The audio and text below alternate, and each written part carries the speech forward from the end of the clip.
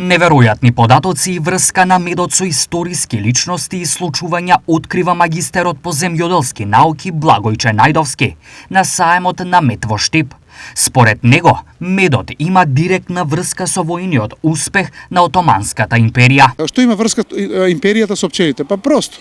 Ако имате ленено платно и ако му ставите восок на него, добивате една материја која што арапите ја викаат мушамма.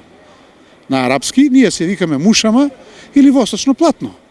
Например, восокот на латински се вика цера алба, а водоотпорно платно се вика церада. Од таму доаѓа. И сега кога ќе ги споите двете македонски работи, тоа е восокот од македонските пчели и јаничарите, значи имате сув специјалец со сув топ, со сува пушка, па после ќе оди до Виена и до Берлин нагоре и да ги подсетите затоа што нивната империја била направена меѓу другото и од нашата памет и од нашите производи. Уште поинтересен податок е Најдовски открива помеѓу медот и Александар Македонски. Александар Македонски умира, убиен ли бил, не е битно. Значи човекот во Вавилон, тогашен, денеска Вавилон се вика Багдад. Значи од Багдад до денешна Македонија има некои 2-3 километра.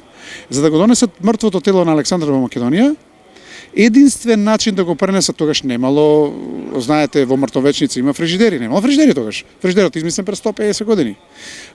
Го ставиле неговото тело во буре со мед, го транспортирале цели 3 месеци, тоа се историски факти, да дојде од тука за да може да направат погребната процесија.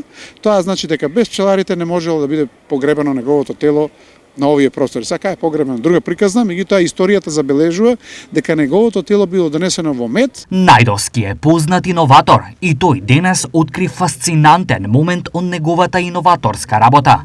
Пронајдок за кој знаат малкумина, а е добитник на награда на иноваторски саем во Прага. Заедно со мојот тим успеавме да направиме лиофилизатор. Тоа е машина која што ги суши производите на минут 40 во вакуум. Иначе е измислена за производство на крвни продукти и вакцини пред некои 5-60 години. Станува збор за, например, кога ќе ставите било која материја на минут 40 во вакуум со тек на време за 20 на часови, водата и испаѓа и останува само сувата материја. Инаку тоа е секојдневното меню за астронаутите. Зошто? Затоа што, например, да пратите 1 килограм храна, во случај, например, цекло да пратите или мед, небитно што, во орбита горе, некои $10,000 треба да дадете за гориво, затоа што каргото, бродот што може да го носи, колку повеќе карго има, толку повеќе гориво треба да потроши ракетата. Како работи машината? Значи, машината работи, произведува храна за астронаути. Значи, за да однесеш 1 килограм храна во Вселената, например, треба да однесеш цвекло, треба да јаде човекот, 95% од таа содржина е вода. Ако ја извадиш водата, 5% изедаат вака. Овие се тие.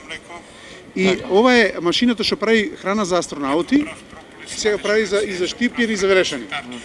И сега гледа, го сушиш на минус 40 во вакуум. Сега дам да пробаш нешто. И после кога ќе го ставиш во мед, е страшно. Да. Тоа е